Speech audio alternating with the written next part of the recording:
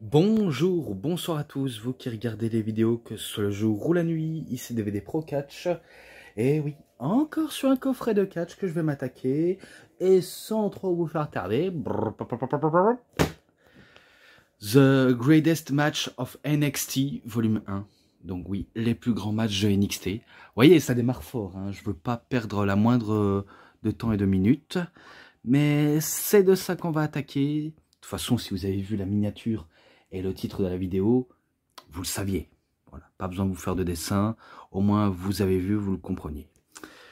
Eh ben, je peux vous garantir que NXT, je suivais déjà ben, quand, quand ça a été, on va dire, un NXT beaucoup plus sérieuse.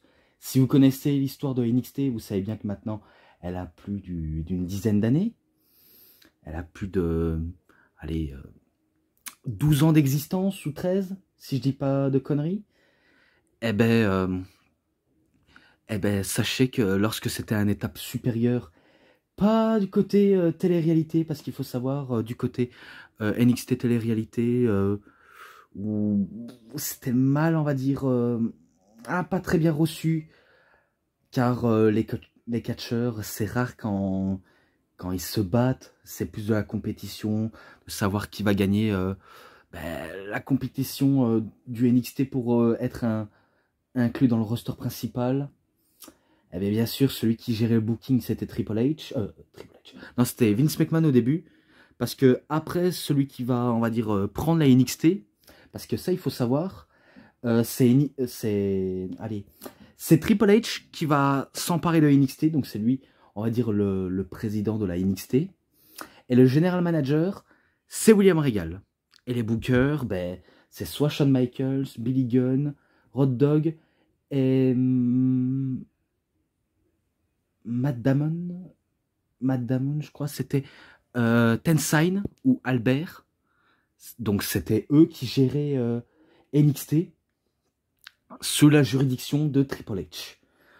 Donc en tout cas, il a bien fait de prendre les choses en main, Triple H, parce que sans ça, ben, la NXT, elle aurait coulé après on va dire, des épisodes pas terribles de casting pour qui va gagner la saison. Donc heureusement qu'il a pris les choses en main, parce que McMahon, faut dire, il détruit tous les plans de Triple H pour créer des stars. Et que c'est pour ça que je critique énormément sa gestion, parce que lorsqu'un catcheur de la NXT va dans le roster principal, tu sais pas s'il va être très bien booké ou mal booké, en sachant que si jamais ils font une erreur, eh ben, c'est possible qu'ils foirent tout. Et que là, pas du tout. Donc là, on voit très bien les figures emblématiques. Donc Adrian Neville ou Neville, Kevin Owens, le Demon King Finn Balor, Biggie Langston ou Biggie, Sami Zayn. Après, du côté des femmes, ben, Paige, Bayley, Sasha Banks, Charlotte et Becky Lynch.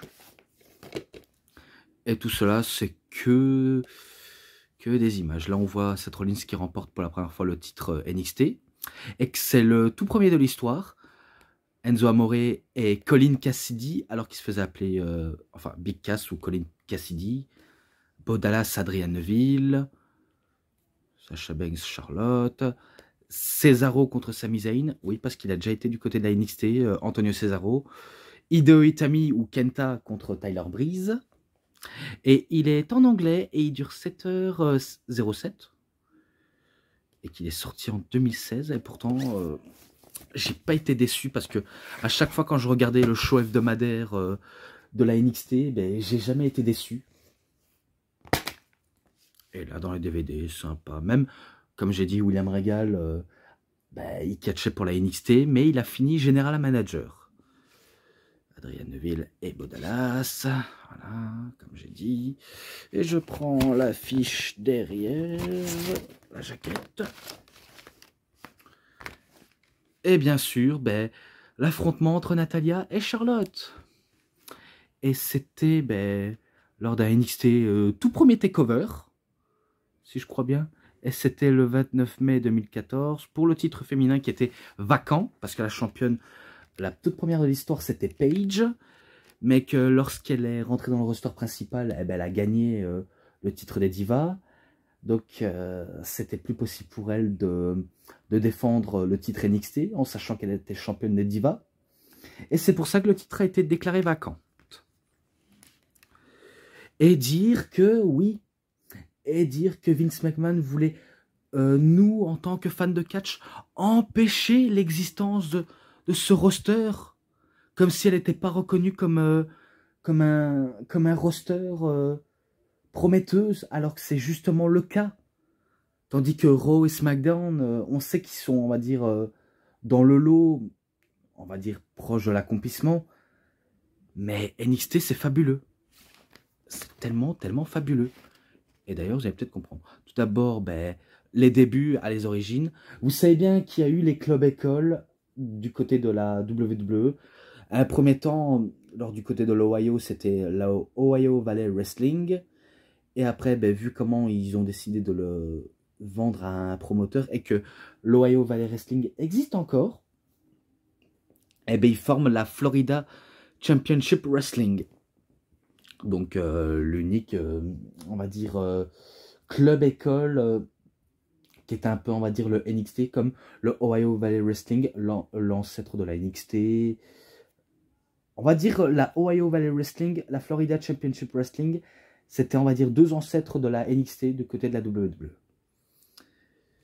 Voilà, donc je me rappelle, il y avait des conférences comme quoi Triple H dit que c'est lui qui va tout gérer et que ils peuvent compter sur les bookers de la NXT du côté de la WWE. Comme quoi ils vont faire du mieux le bon produit possible. Et que ça peut attirer des gens. Parce qu'il faut savoir, ça attire des gens. Parce qu'on aurait dit un peu la NXT version indépendante. De toute façon, on va dire il est indépendant vu comment dans, on va dire, la WWE cherchait ben, à pas nous intéresser de la NXT alors que c'est probablement le bon truc. Car au moins les catcheurs ils sont bien utilisés, les catcheuses ben, sont bien mises en avant que du côté du roster féminin, de Raw ou de SmackDown. Vous avez compris le délire. Creating the future. Donc ils veulent créer le futur et ça c'est totalement le juste cas. Car parce qu'ils sont NXT. Et on commence directement ben, pour le titre de la NXT et c'était le 29 août 2012.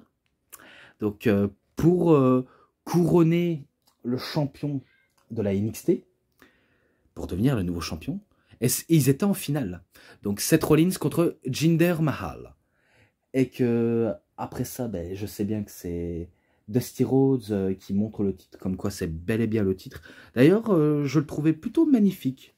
Le titre en X, je l'adorais, vraiment, je l'aimais bien. Surtout la version qu'on connaît aujourd'hui, je l'adore toujours, je l'adore, mais le X, au début, eh ben, il était spécial, j'aimais bien vraiment. Donc c'est là où les deux se battent. Et qui va remporter le titre de la NXT? Est-ce que c'est Jinder Mahal qui va créer l'exploit? Ou alors est-ce que c'est Seth Rollins? Eh bien, vous savez bien que c'est Seth Rollins parce que son destin est tout tracé à la WWE. C'est lui qui va potentiellement réussir. Et évidemment, il aura tout réussi à la WWE. Bon, après, Mahal, il a réussi, mais pas pour... c'est pas le même cas de figure comparé à Seth Rollins, parce que c'est vrai que Seth Rollins était, entre autres, le plus méritant pour créer des nouvelles stars dans la NXT, et peut-être dans le roster principal. Et que, après un Rollin Pokebomb, eh ben, il fait son Blackout, parce qu'à l'époque, le Curb Stomp ou le Stomp s'appelait le Blackout, et il bat Jinder Mahal. Et c'est lui le nouveau champion de la NXT. Donc ce match-là en description, vu comment je l'avais déjà noté, direct. Et ça, c'était pour WrestleMania 31. Je pense c'est quand... c'est quand les catcheurs et catcheuses visitaient WrestleMania 31, je me rappelle qu'il y avait Sasha Banks, Kevin Owens, Tyler Breeze et d'autres catcheurs et catcheuses. Surtout celui qui a figuré dans le kick-off pour la bataille royale de la mémoire d'André le Géant, c'était Hideo Itami qui figurait dedans. Car il avait remporté un match face à Finn Balor pour intégrer la bataille royale. Ça, je m'en rappelle très très bien. Pas dans ce WrestleMania, hein, pas dans ce WrestleMania. C'était lors d'un petit show aux Access de WrestleMania. Parce que des fois, on peut voir les images, un WrestleMania Access, on peut acheter tous les produits dérivés de la WWE. Mais de temps en temps, il y a un match de la NXT. Oui, il y a un match de la NXT, je sais très bien. Et que ça peut être 2 ou 3, 4 matchs, ou 5 minimum. Eh ben, ça peut vaut le coup de mériter de voir ça. Oui, de voir toute l'intégralité de la NXT. Et je sais qu'un certain Français a figuré dans la NXT version que on la connaissait auparavant. Vous savez bien de qui il s'agit. Il s'agissait bien de Tom La Ruffa. Oui, Tom La Ruffa, sous le nom de Sylvester Lefort. Ou encore du côté de la TNA, c'était Basile Baraka. Donc oui, un des rares Français à avoir mis un pied à la NXT. Essaie de tenter sa chance, même si voilà, il n'était pas non plus destiné à devenir champion de la NXT, mais au moins il a été. Il a été. Et il a eu de très bonnes relations avec la plupart des catcheurs et catcheuses. Mais de très bonnes, hein. Comme quoi il était apprécié. Et c'est dommage que on le voit plus à la WWE, car maintenant, ben, il s'amuse dans le circuit français, peut-être international. Mais bon, bon courage à lui. Donc là, oui, là. Donc, ben, toujours du côté de la NXT, de toute façon, c'est le thème principal, le 9 janvier 2013. Donc, Seth Rollins contre Biggie Langston. Donc, on était quasiment presque au début de l'année pour, pour la NXT. Et qu'il affronte Biggie Langston. Et que Biggie Langston, lui, son seul délire, c'était, on va dire, il aimait bien le côté 5, donc le côté 5. Par exemple, il peut soulever 5 tonnes d'acier pour travailler les pecs. Bref, lui non plus, je ne pensais pas qu'un jour, il arriverait ben, à capturer un titre mondial à la WWE. Le titre NXT, il aura l'emporté, il va l'emporter, ça c'est sûr et certain. Mais que lui, on voyait très mal le voir réussir, même s'il a réussi en équipe, mais on ne le voyait pas du tout sous cet angle-là. Et pourtant, on connaît son destin à Biggie. Même si peut-être potentiellement il pourrait venir. On ne sait pas quand, mais on verra bien. Et attendez, vu comment c'était sans disqualification, ils peuvent faire ce qu'ils veulent, où ils veulent, prendre des objets et se frapper entre eux mutuellement. Voilà, on va dire ça comme ça. Et que... Et qu'après la fin, parce que je vais plus me concentrer à la fin, c'est là où Seth Rollins, ben, après l'échange de trop de coups et tentative de finish, eh ben, il commet une erreur. Et c'est là où Biggie Langston, ou Biggie seulement, eh ben, il fait son big ending pour la victoire et capturer la ceinture. Donc c'est Biggie Langston, le nouveau champion de la NXT. Et ce match-là, je lui mets un 3,60. Voilà, directement, je mets ça. Et on poursuit encore, donc là c'est le 1er mai 2013. Chris Jericho contre Bray Wyatt. Oui, leur premier affrontement. Car leur premier affrontement c'était dans le roster principal. Mais que là, c'était dans la NXT. Et je savais pas, moi non plus je ne savais pas du tout que Chris Jericho avait fait un passage du côté de la NXT. Vraiment pas du tout, je ne savais pas du tout. Et pourtant, la preuve qu'il est passé. Et que Bray Wyatt était encore accompagné par ses... deux charognards que sont Eric Rowan et Luke Harper. Et que, si je crois bien, ils ont voulu intervenir au profil de Bray Wyatt, mais après trop d'interventions de trop, je crois que l'arbitre les ramène au vestiaire, et du coup, ben, Wyatt, il n'a plus d'autres solutions. il veut tenter le tout pour le tout, mais c'est là où Chris Jericho, il fait son Walls of Jericho et qu'il abandonne. Assez étonnant. Parce que j'ai vu qu'il faisait un Walls of Jericho et que Bray Wyatt a abandonné. Ça, c'est tellement rare. Tellement rare de la part de Bray Wyatt d'abandonner sur une soumission. Mais bon, ce match-là, 3,50, je mets ça direct. Women's Wrestling is back. Donc, le catch de femmes est de retour. Oh là là là là. Ouais. D'accord, j'ai compris le délire. Donc, le 24 juillet 2013, pour le titre de la NXT version féminin, et ils étaient en finale, Paige contre Emma. Oui, Paige contre Emma. Et que vous savez bien que c'est Paige, ou si vous ne savez pas, ben c'est Paige, la première de l'histoire à avoir été championne de la NXT. La seule et unique en tout cas. Donc on va pas se mytho, même si Emma s'est très bien défendue, elle a sorti ses plus beaux moves, ses plus belles prises, mais Paige, elle aussi, elle en a sorti de belles prises, et surtout elle sort de la brutalité, c'est indéniable, et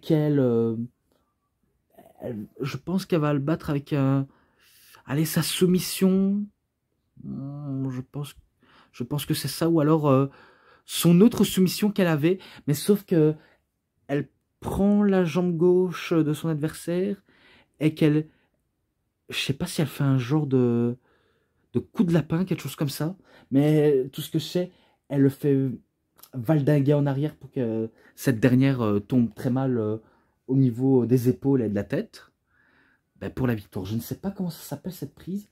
Ah, je ne sais plus, mais ce n'est pas grave. Mais c'est elle qui remporte le match. Donc pour ça, allez, je lui mets 3,5. Et là, oui. Le 21 août 2013, True of the Three Falls match. Donc 2 ou 3 meilleures manches. On va dire c'est les meilleures ou 3 manches, quoi, quelque chose comme ça. Sami Zayn contre Antonio Cesaro. Donc oui, il n'avait pas encore skippé le Antonio, il avait toujours ce Antonio Cesaro. Il l'avait encore. Et que là, ils nous sortent un bon match entre Sami Zayn et Cesaro. Ils nous sortent un très très bon match. Je me demande si c'est pas les débuts officiels de Sami Zayn. Je pense avoir entendu parler de ses débuts officiels, mais je pense que c'était ça. Je me rappelle, allez, pour le premier manche, Cesaro voulait tenter son neutralizer, mais sauf que Sami Zayn l'a contré et il fait son Halada Kick pour remporter la première manche. Et après, ben, ça va un peu s'accélérer, vu comment ils vont continuer jusqu'au deuxième manche. Si je crois bien, après des essais de trop de Halada Kick, ou encore, il passe à travers... à travers les turnbuckles, donc les temps d'or du ring, pour faire un genre de tornado DDT, ou encore une genre de main blanche pour faire un tornado DDT, tout en s'élançant. Mais que là, si je crois bien, Cesaro, il fait une soumission et que Sami Zayn abandonne. Donc il abandonne par soumission pour la deuxième manche. Donc ça fait un partout, balle au centre. Et ils vont continuer. Ils vont encore en sortir des masterclass, totalement et purement. Et que je crois que c'était la der et que Sami Zayn voulait faire sa soumission spéciale. Je ne sais plus comment ça s'appelle. Ou encore peut-être sortir son Lusander Bomb. Mais sauf qu'il sortait sa soumission spéciale auquel il sortait dans la NXT et pas dans le roster principal. Mais Cesaro, ben, il attrape les cordes directement. Tentative de Halada Kick, mais ça va pas passer. Au moment où il veut faire encore sa main blanche pour faire son tornado DDT, eh ben Cesaro, il contre. Et là, il le soulève Sami Zayn comme si c'était un enfant dans ses bras pour faire sa manchette à la volée. Donc, il fait valdinguer Sami Zayn pour qu'il le fait porter un coup de manchette. Donc, c'est pas pour rien pourquoi Antonio Cesaro se fait appeler le Swiss Superman ou le cyborg suisse. Et il termine avec le Neutralizer. Donc victoire de Cesaro. Waouh, excellent. Vraiment un excellent match. Je lui mets un 3,70. J'ai bien apprécié, je me laisse ça. Et là, le dernier pour le DVD 1. Après, je passe au DVD 2. Alors, le 25 décembre 2013. Quasiment presque... Enfin, quasiment à le jour de Noël, quasiment. Ou le lendemain, quelque chose comme ça. Eh ben, Antonio Cesaro contre William Regal. Là, c'est du match dans la technique, un peu comme on avait vu avec Sami Zayn et Antonio Cesaro. Là, c'est purement dans la technique, entre deux hommes qui savent bien faire de la technique et bien catcher. Ça, c'est on va dire, quelque chose qu'il faut en tenir en tête. Parce que si vous n'avez pas ça en tête, eh ben, vous n'avez rien compris à ce que je voulais dire. Et ça, je sais quand je m'y trompe et que... Ah, ça passe pas. Des fois, ça passe pas, mais j'essaye malgré tout. Eh ben, dans la technique, même William Regal, malgré qu'il sait bien que son heure est venue de raccrocher, eh ben, il prouve quand même qu'il ne va pas non plus se laisser trop rabaisser par certains superstars pour prouver à quel point qu'il en a encore dans le capot, malgré que c'est pas un des catcheurs athlétiquement parlant pas le plus surprenant. Le seul truc qui est surprenant, c'est son côté technique, parce que il faut savoir, c'est que William Regal, certes, c'est un sacré catcheur, malgré qu'il ne décolle pas les pieds du sol, car il est du genre traditionnellement catcheur classique. Vraiment, il joue vraiment dans la technique classique. Tandis que Cesaro, lui, il sait décoller les pieds du sol, même si c'est pas non plus un grand high flyer, c'est quelqu'un d'assez puissant, mais quelqu'un de très technique et très brutal. Donc c'est pas pour rien au niveau de Cesaro. Et que si je me rappelle bien, il fait son Giant Swing, donc son Cesaro Swing, auquel on peut avoir des tournis. Oui, parce que faut dire, quand Cesaro est sous le ring, eh ben ça va swinger. Parce qu'on swing dès que ça swing. Oui, je fais des jeux de mots sous swing, même si ça ne passe pas et que c'est nul, je le comprends. Et que il avait l'occasion d'en finir avec William Regal, mais d'un seul coup, William Regal, il s'écroule. Et aucune réaction. Jusqu'à ce qu'il trouve quand même la lucidité de se relever, mais que Cesaro, il sait bien qu'il va en finir à le faire son neutralizer pour la victoire. Donc encore victoire de Cesaro, oui, encore victoire de lui. Et à la fin, poignée de main entre William Regal et Cesaro, qu'on sait sous le nom de Claudio Castagnoli. Et pour Sami Zayn, on sait que c'est de son nom de circuit indépendant El Generico. Et pour William Regal, c'est Steven Regal. Ça, on le sait.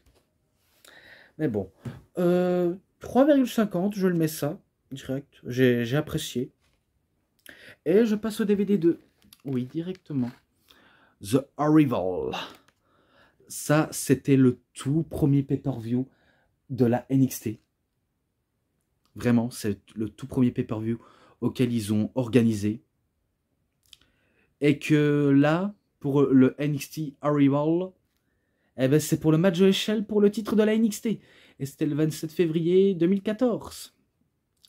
Je me rappelle, Shawn Michaels, s'il arrivait. Oui, pour l'air de dire, c'est un clin d'œil à WrestleMania 10 entre lui et Razor Ramon. Et il a parlé avec le public. Voilà, des choses auxquelles il aurait vécu. Et aussi à ceux que les stars de maintenant, ils vont vivre ce soir. Et que ce que j'aime bien, il fait la promotion de son DVD Mr. WrestleMania. Et il est bon, hein. Ça c'est classe. Et qu'après avoir tout dit ce qu'il avait à dire, eh bien, il laisse accueillir les superstars. Le premier à accueillir, c'était Adrian Neville. Et après, Bo Dallas, qui était le champion de la NXT. Oui, Bo Dallas, il a déjà été champion de la NXT. Eh bien, je me rappelle, allez, un match très sympathique. Ils vont pas non plus trop... allez, je vais pas dire... ils vont pas se s'entretuer, mais je sais bien qu'ils vont quand même essayer de se donner à fond pour prouver qu'ils peuvent sortir un bon match de l'échelle. Bien sûr, en se protégeant sans se faire mal. Bon, bien sûr, on a mal, on sent passer, mais du fait qu'il ne se blesse pas de manière tragique. Et bien, quand c'est pas Adrian Neville qui prend l'avantage, et bien c'est Bo Dallas, tel un hargneux, il ne cesse d'attaquer, il est tellement attaqueur de chez attaqueur qu'il lâche pas son adversaire d'une traite. Vraiment. Oui, vraiment, vraiment, vraiment. Et que, oui, et que, pour achever ça, je m'en rappelle qu'il a fait un Red Arrow alors que Neville, enfin, alors que Bo Dallas était sur l'échelle. Donc, il rate pas sa cible, Neville, en visant le bide de Bo Dallas. Malgré la douleur, il va quand même grimper à l'échelle pour remporter le titre. Donc, nouveau champion Adrian Neville. Et du coup, ben, couronnement aussi bien mérité pour Adrian Neville, même s'il n'est pas très grand, mais en tout cas, il est virevoltant malgré son track, eh ben, il est ultra aérien. Et c'est un artiste quand il fait son Red Arrow. Maintenant, on sait que c'est le Black Arrow et que lorsqu'il termine ses matchs, c'est le Brutalizer. Et aussi dans le futur, il se fera appeler The King of the Cruiserweight. Oui, monsieur.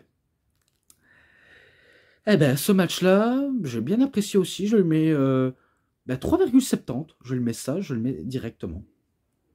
Et là, ben, pour les femmes maintenant. Oui, pour les femmes. Le 29 mai 2014.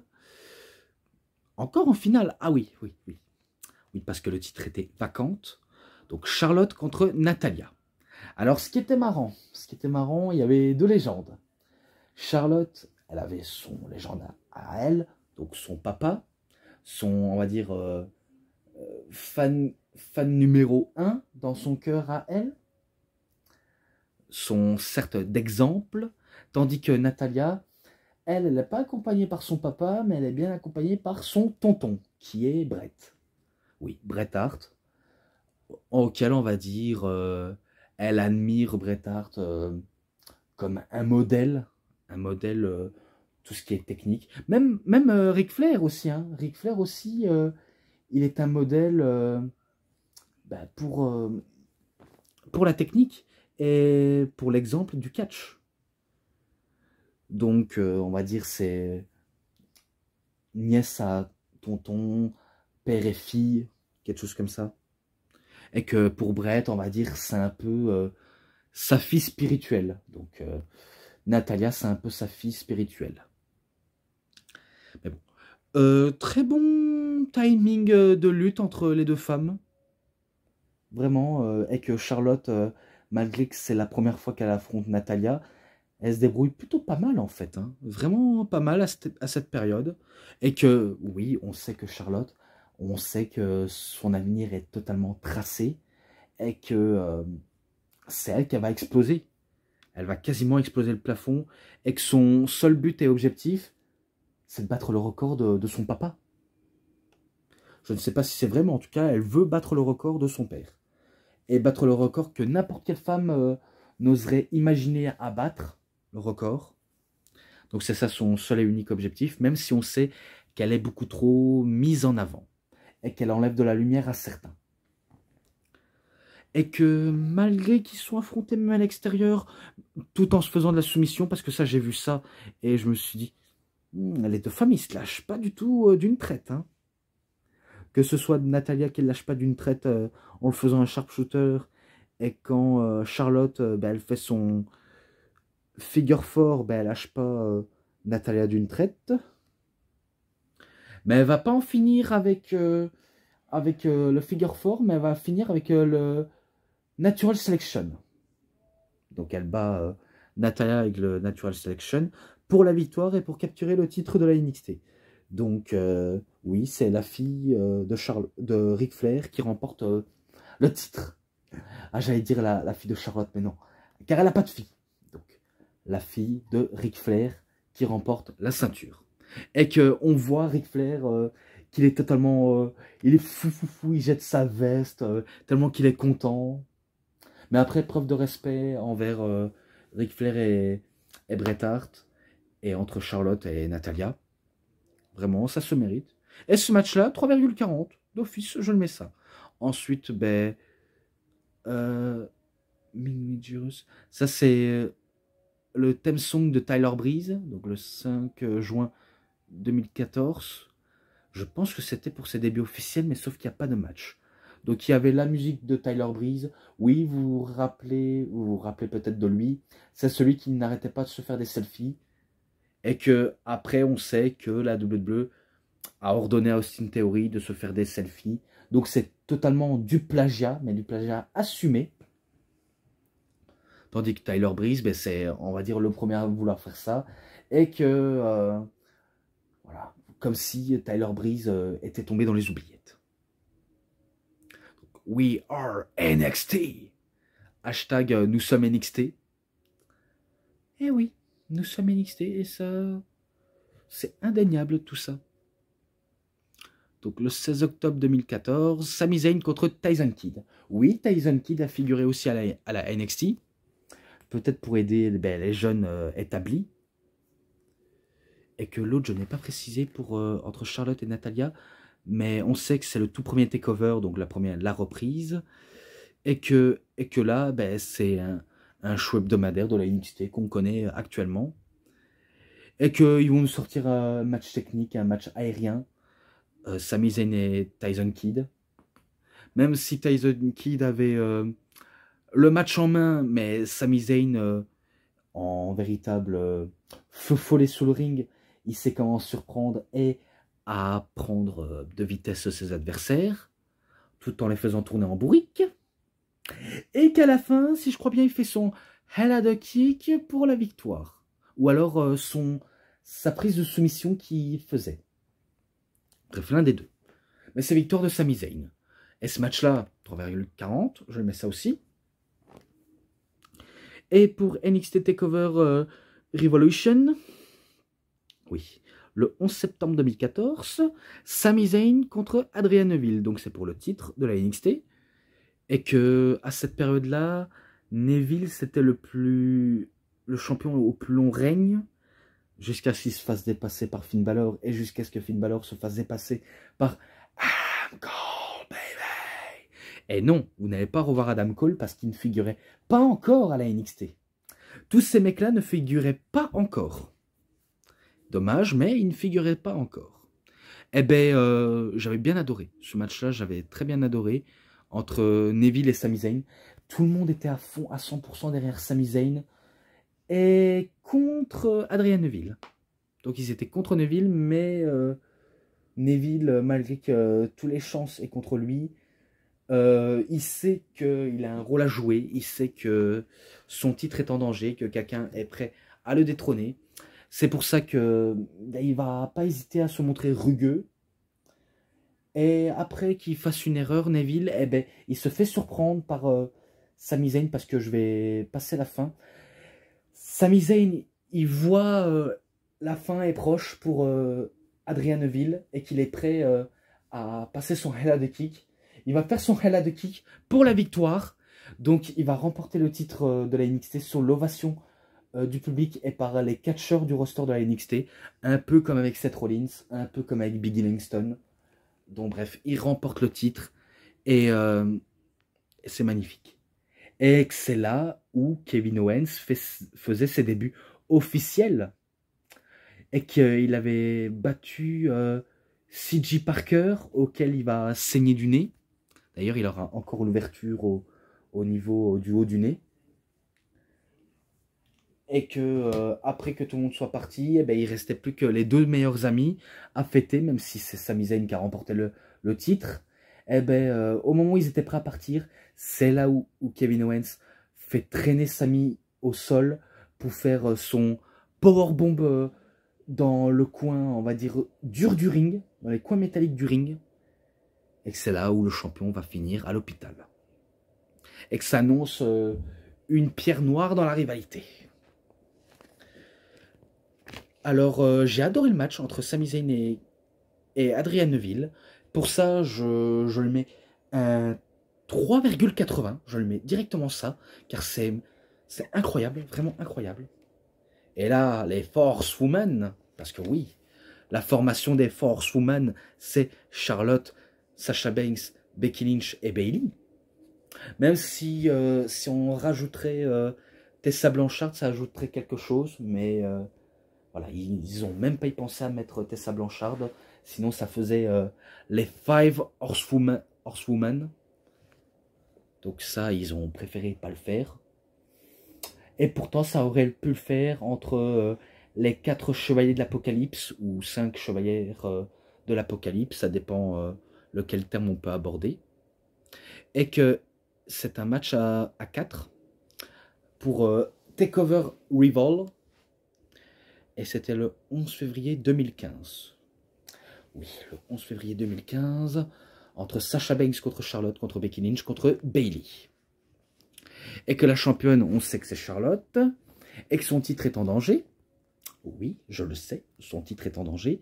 Et que, est-ce qu'elle va réussir à se surpasser des 2 grandes futures stars? Parce qu'on sait que les 4 seront les futures stars. Et qu'on sait qu'il y en a une qui manque à l'appel, qui n'est plus à la fédération, qui est Sasha Banks, qu'on connaît sous le nom de Mercedes Moné, du côté de la NJPW. Et pourtant, oui, pourtant, c'est Sasha Banks qui va réussir à devenir championne de la NXT, en battant, je crois bien, la championne, en le faisant un petit paquet, en le surprenant. Alors que Charlotte, elle voulait tenter son Natural Selection, mais sauf qu'elle s'est fait pris de vitesse par Sasha Banks. Et que, comme j'ai dit, c'est elle qui remporte la ceinture. Donc, victoire de Sasha.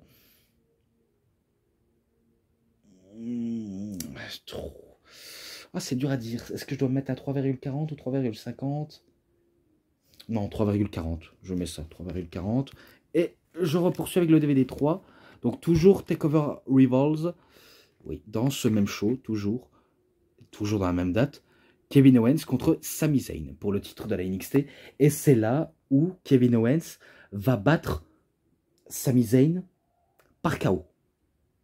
Oui, il va le battre par KO. Il va détruire Sami Zayn alors que les deux étaient sur une bonne lancée pour faire le match le plus long possible. Et qui veulent faire aussi, comme à la bonne vieille époque, à la Ring of Honor.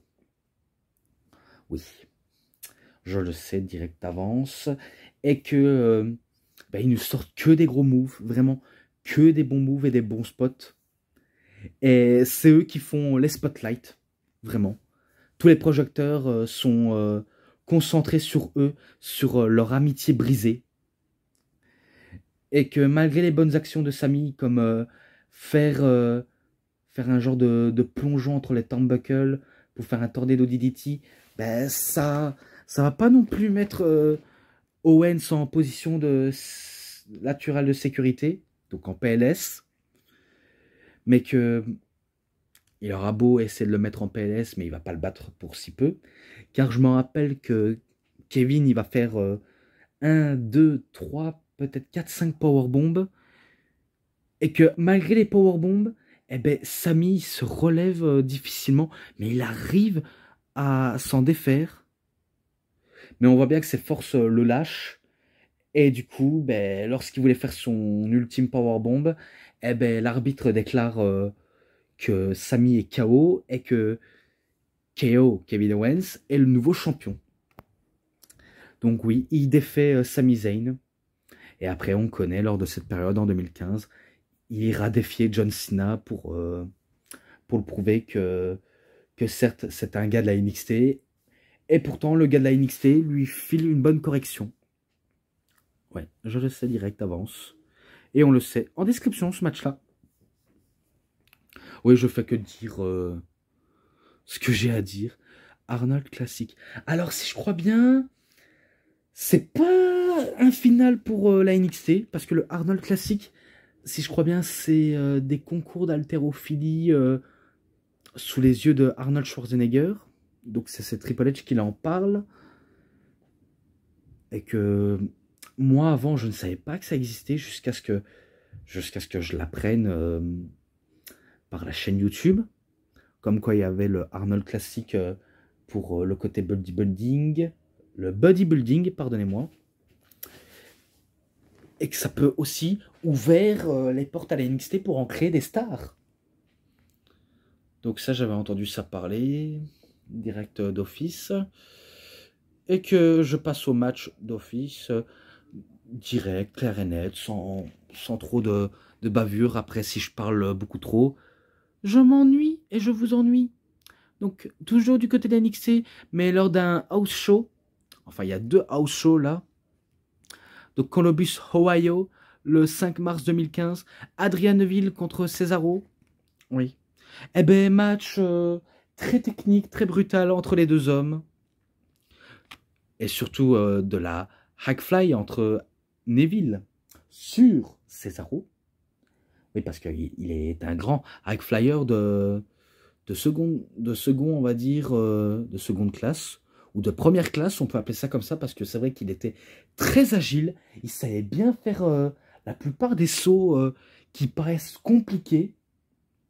De toute façon, même Ricochet peut faire exactement les mêmes figures acrobatiques que Neville. C'est sûr, si on les met les deux, ça fait un cocktail explosif. Ou peut-être Will Ospreay. Il y a tellement de grands hack flyers, hein, il y en a tellement. Et du côté de puissant, ben, c'est sûr Cesaro, ben, il en dégage la puissance, malgré qu'il n'est pas ultra baraqué, mais c'est une baraque quand même, malgré que c'est pas une armoire à glace. Mais il est tout à fait impressionnant. Je me rappelle, il a voulu à chaque fois mettre KO Neville avec des coups de manchette tentatives de neutralizer. Mais si je crois bien, il se fait surprendre par un kick de Neville. Et ce dernier, il fait... avant, je pense, il faisait le 450 splash inversé. Donc, il faisait à l'envers. Et qu'on sait que Mustafa Ali fait exactement ça en prise finish. Donc, le 450 splash à l'envers. Donc, c'est soit le 450 ou alors le Red Arrow pour la victoire. De toute façon, c'est, on va dire, victoire de Adrian Neville. J'en suis presque convaincu. Je lui mets un 3,70 aussi. Voilà, je mets ça. Donc, San José, California. Donc, à Saint-José en Californie. Le 27 mars 2015. Arena Kime. Ah bah oui, c'était... Ah oui, c'était en caméra à distance. Donc la caméra ne filme même pas les gens et le ring, mais ça filme le ring et il y a autour allez, je sais pas si je vais bien dire correctement, mais il y avait le public et qu'on voyait un petit peu à peine bah, les gens, même si les gens ils pop, et que je comprends que la plupart des gens ont popé parce que même Hideo Itami et Tyler Breeze bah, peuvent sortir un bon match. Certes, c'est pas du match digne d'un 5 star, mais il peut sortir quelque chose d'intéressant pour qu'on s'y intéresse. Et ça, c'est le but de la NXT. C'est ça le but. Sortir des meilleurs matchs possibles, une très bonne histoire, pour captiver la foule. Ça, vous le saviez, et que je le dis et je ne cesserai jamais de le dire, mais au moins c'est clair et net. Malgré les échanges entre Hideo Itami et Tyler Breeze, même si Tyler Breeze voulait bah, essayer de surprendre Hideo Itami, notamment avec son spinning hell kick qu'il avait en finish. Mais Hideo Itami ou Kenta, il avait, on va dire, ben, le cœur et la face solide, vu comment c'est lui qui arrive à bout de Tyler Breeze avec un go to sleep, un GTS, pour la victoire. Donc si jamais vous me diterez, ouais, Hideo Itami, il a plagié CM Punk, parce qu'il a pris le GTS, donc il a copié sur CM Punk. Si vous me dites ça, vous n'êtes vraiment au courant de rien du tout. Car même CM Punk, lors de son DVD Best in the World, et peut-être dans les différentes interviews, il dit qu'il avait emprunté la prise de Kenta, donc le Go to Sleep.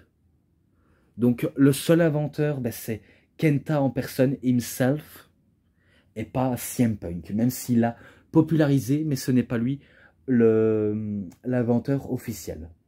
Car on sait que dans le monde du catch, il y a beaucoup de catcheurs qui inventent des prises.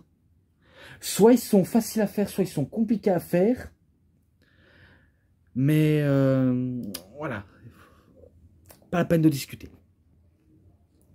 Donc ce match-là, 3,50, je mets ça directement. Et là, match à 6 personnes. Oui. Là, c'est NXT, seulement NXT. Le 17 juin 2015. Blake et Murphy avec Alexa Bliss, parce que Murphy, qui est Buddy Murphy, ou Buddy Matthews, sortait avec Alexa Bliss. Oui, vous ne saviez pas, ou alors vous le saviez direct. Et que Blake, lui, va finir dans Forgotten Son, avec Jackson Riker et... Ah, et l'autre que j'ai oublié, mais je sais bien qu'il a fait partie dans les Forgotten Son.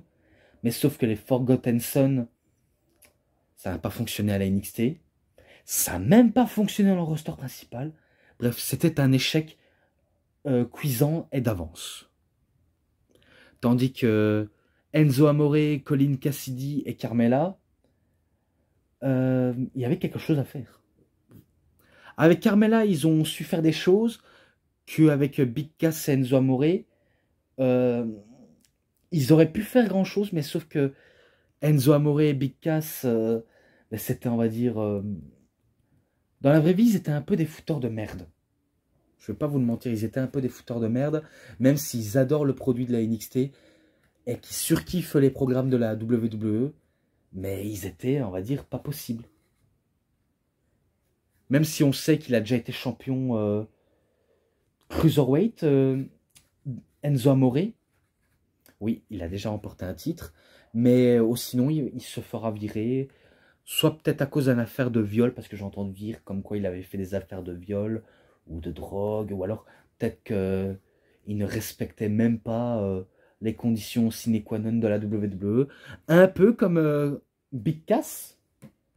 Donc ils étaient deux partisans contre une industrie qui leur aurait donné autant de chance. Et que malgré leur mauvais comportement, Big Cass et Enzo Amore, eh ben, ils étaient ultra populaires auprès du public. Hein. C'est sûr, ils savaient captiver la foule, ils étaient ultra over, même si je reconnais que Enzo Amore, son catch, c'est pas impressionnant à vue d'œil. Pareil pour Big Cass, mais le seul truc qui est impressionnant, c'est sa taille. Mais ils se débrouillent pas mal, donc ils essayent malgré tout de se débrouiller du mieux qu'ils peuvent. Et Carmella, on sait qu'elle se débrouille à merveille, à meilleure... Ah putain, à meilleure... Oh putain, j'arriverai jamais. À merveille, quoi. À merveille. Ouais, donc je vais essayer de dire n'importe quoi avant que je... Que je dis n'importe quoi. Mais bon, si je crois bien, ceux qui remportent le match... Je sais pas si c'est Blake Murphy et Alexa Bliss. Pourtant, je l'ai vu il y a pas longtemps. Non, peut-être que je dis vague. Non, on va dire ces victoires de Enzo, Cassidy et Carmella. Donc, on va dire ces victoires de eux. Ce match-là, 3,40, je le mets ça. Beast in the East, donc le show, le pay-per-view au Japon, qui est en anglais, bien sûr. De toute façon, le show de Beast in the East, si on a le DVD, il est en anglais. Il n'existe pas de version française. Et en plus, il n'a même pas passé à la télévision. Donc, comme quoi, même les chaînes et les commentateurs, c'est un peu des connards parce qu'ils n'ont pas voulu de commenter en français, alors que c'est sûrement intéressant. Parce que si tu ne veux pas le montrer à la télé, ça veut dire que tu négliges... enfin, il y a de la négligence, il y a de l'ignorance envers un pays qui accepte le catch comme quelque chose de bon et d'un sport bien pratique. Pour eux, en plus, parce qu'il faut dire, les Japonais, on dirait pas comme ça, mais ils respectent les traditions du catch. Que par rapport à nous, les Belges, les Français, qui voient le catch d'un autre œil en disant « Ouais, c'est ceci, c'est cela. » Ouais, on les connaît, ces cons qui disent ça. Ça, c'est ceux qui se croient plus malins, comme si... voilà, comme si la boxe était un vrai sport auquel on se blesse plus facilement. Oui, on sait que c'est un sport et qu'on se blesse plus facilement, mais que c'est soit tu continues, c'est soit tu continues pas.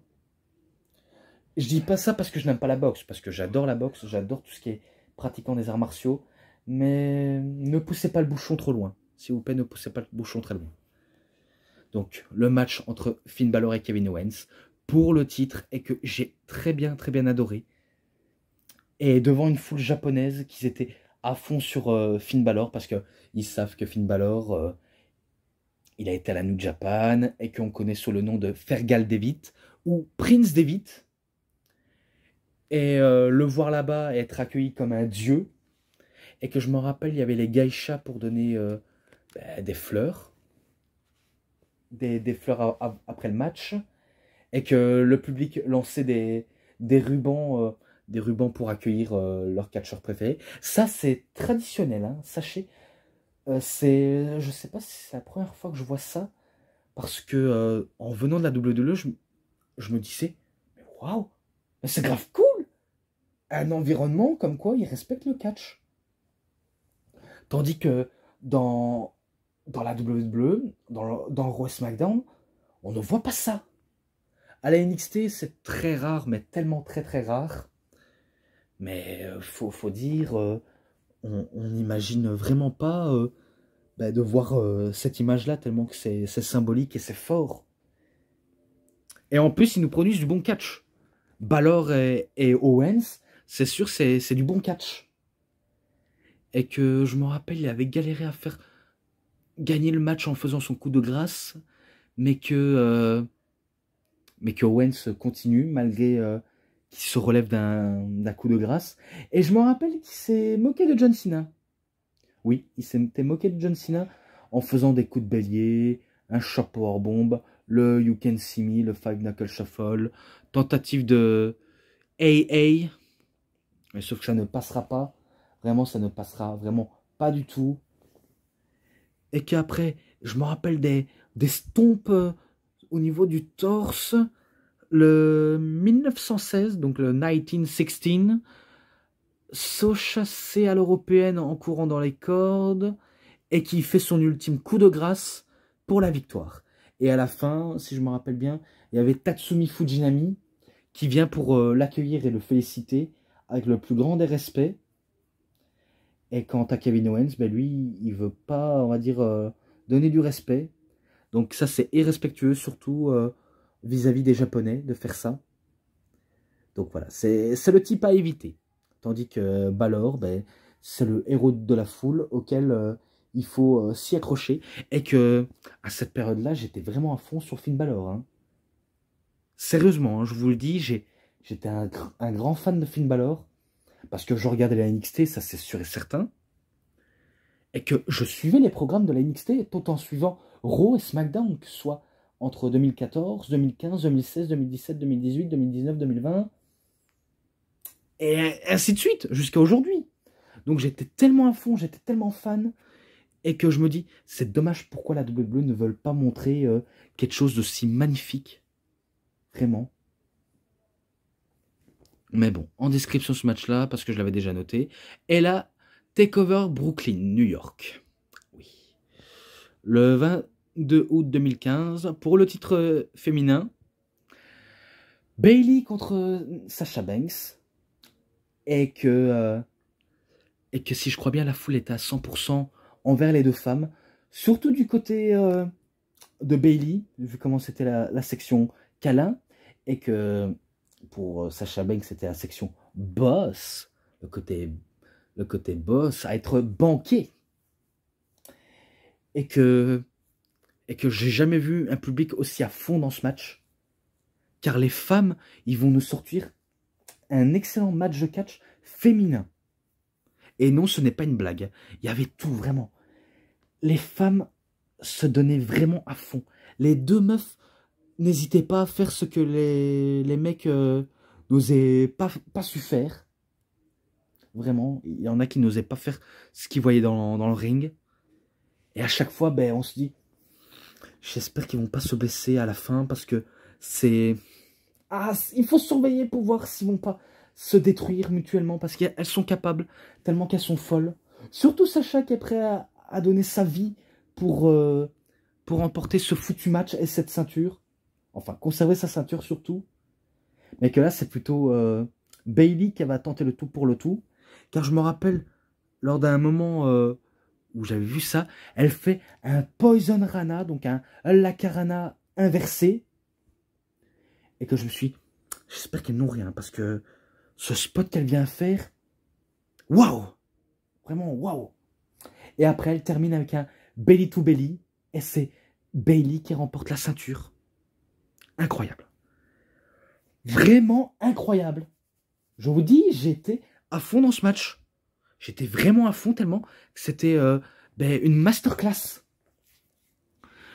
Ce match-là, pour moi, il est à la hauteur de mes espérances. Je lui mets un 3,60 d'office. Je lui mets ça. Et c'est une première pour les femmes, je crois. Ou pas du tout. Mais je lui mets 3,60. Tellement qu'il m'a convaincu. Même si vous voulez me voir mettre plus haut comme 3,80 ou... À l'avenir, peut-être que j'aurais pu faire ça, mais là, je le mets 3,60. Car j'ai très très bien adoré. Je lui mets ça. Long Live of the Dream. Alors, c'est là, cette année, en 2015, que Dusty Rhodes nous a quittés.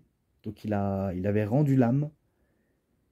Et que, pour ça, la WWE avait décidé de faire un tournoi pour le trophée de Dusty Rhodes classique, entre les équipes.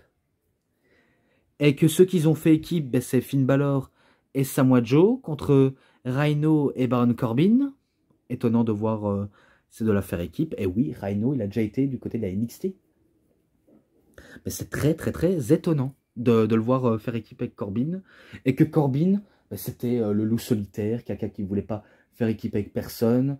Et que ça lui allait plutôt bien son côté... son côté Mad Max, quelque chose comme ça, on va dire ça dans le genre. Tandis que Finn Balor, on sait que c'est... soit le prince, ou alors le type normal qui a des pouvoirs extraordinaires, qui peut faire des choses extraordinaires. Tandis que Samoa Joe, c'est celui qui est un rouleau compresseur, qui endort même ses adversaires comme si c'était un tueur en série. Et Rhino, c'est celui qui est un rhinocéros. Et là, il m'a convaincu ce match-là. Beaucoup d'échanges en équipe et des timings à voir, vraiment, forcément à voir. Et qu'à la fin, si je me rappelle bien, je sais pas qui va servir de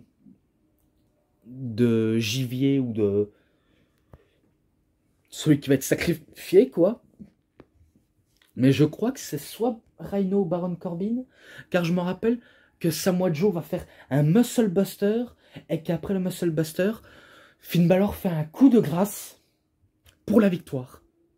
Donc le champion de la NXT et celui qui sera le challenger remporte le trophée de Dusty Rhodes, bien sûr sous les yeux de Dustin, donc le fils de Dusty Rhodes, et Cody Rhodes, donc sous les yeux vraiment de ces gars-là, avec Brandy et la femme de Dustin, donc de Goldust.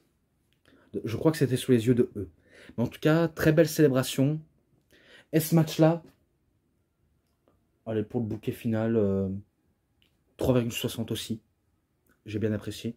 The future is now. Donc le futur, c'est maintenant. Et je mets fin parce que c'est extrêmement long. Je vous dis, hein, maintenant, j'ai l'habitude de faire des vidéos longues. Ça vous plaît forcément pas du tout, mais j'essaye de mieux au mieux de expliquer ce que je vois dans ces DVD et aller au bout des choses, même si je blablate énormément beaucoup et même si ma vidéo fait quasiment 1 heure, du fait que je parle de ça et que dès que j'en parle, ça veut dire que je suis vraiment à fond et que j'étais excité de voir ce coffret. Et peu importe ce qu'on dit, la NXT, ça reste quand même du bon catch à 100%, clair et net. Donc, les matchs, l'ensemble, là, c'est sûr et certain, je lui mets un 4,5 4,70. Je lui mets un 4,70 d'office. Et voilà, c'est tout pour cette review. C'était DVD Pro Catch. J'espère que ça vous aura énormément bien plu. Et si vous avez aimé cette vidéo, vous savez ce qu'il vous reste à faire. Likez la vidéo, commentez, partagez, abonnez-vous à ma chaîne et cliquez sur la petite cloche pour avoir plus des notifications et des prochaines vidéos. Et moi je vous dis bonne journée, bonne soirée à tous. Au revoir tout le monde pour une prochaine vidéo. A plus à tous les fans de catch. Allez, bye tout le monde.